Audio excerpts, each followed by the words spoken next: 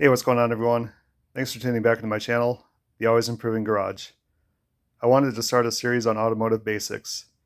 Despite all the information out there, seems to be a lot of people that still know these things, such as how to check and adjust your tire pressures, how to check and adjust your oil level, etc. So I'm just going to give my take on those things. This one's going to be just on tire pressures.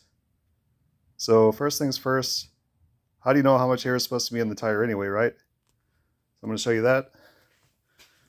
Go over to your driver's side door. Open. And there's usually a sticker in this area. In this car, it's right here. It shows front 29 psi, rear 34 psi. And it's important to remember that's the tire pressure when the tires are cold. And the sticker is usually somewhere on this panel, or it might even be right where you open the door, right here somewhere. You'll just have to look around. Okay, so knowing that,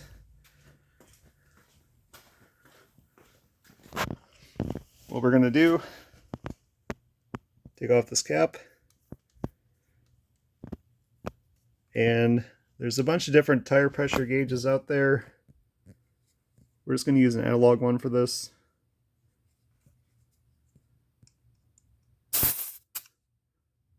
Okay, so this one's showing about 27 psi, and the tire's cold right now, and it's supposed to be at 29 psi.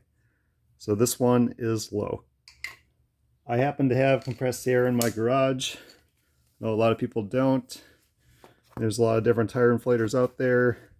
I'll leave some links in the description for different tools you can use to add air to your tires. So we're going to go ahead and add some here. We're going to recheck. This gauge, you just press this right here to zero it back out. And we're going to check it again. Okay, and now it's actually spot on, 29 psi. So we're going to leave it right there. Okay.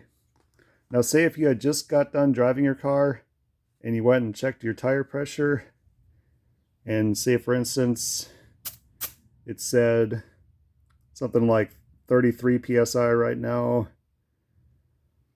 after you just got done driving and it's warmed up, you would actually want to just leave it right there. Because when the tire's warm, the tire pressure increases. So if you're like, whoa, it's overinflated, I just got done driving. Actually, it's not, because you just need to wait for it to cool down again to get an accurate reading.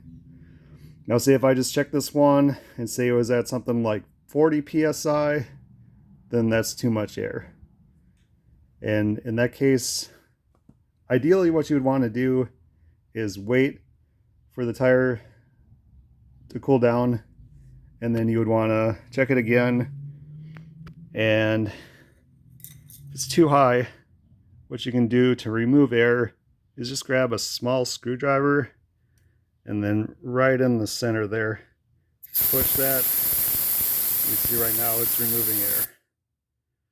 So just do that and just keep rechecking with your gauge until you're good when the tire is cold. And that's all you gotta do, guys. No need to make it any more complicated than that. All right. So that's how you check and adjust your tire pressure, depending if the car is cold or if it's warmed up. Hope you guys enjoyed it, and thanks for watching.